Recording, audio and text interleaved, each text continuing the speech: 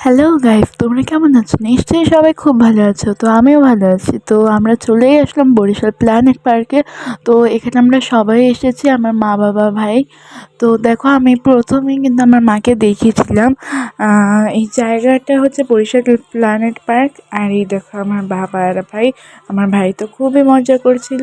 আসলে এখানে বাচ্চাদের খেলার জন্য অনেক কিছু আছে। তো পার্ক বলতেই বাচ্চাদের খেলাধুলার জায়গা।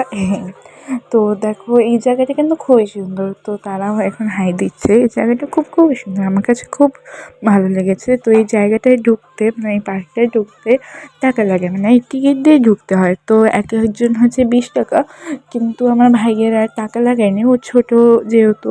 আর দেখো, এখানে কিন্তু প্রচুর ছবি তোলারও জায়গা আছে। তো একজনের তো বার্থডে সেলিব্রেট হচ্ছিল।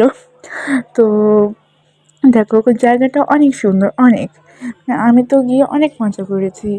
তো এখানে বাচ্চাদের খেলাধুলার জন্য অনেক জায়গা আছে, খুবই সুন্দর এই জায়গাটি। তো টাটা।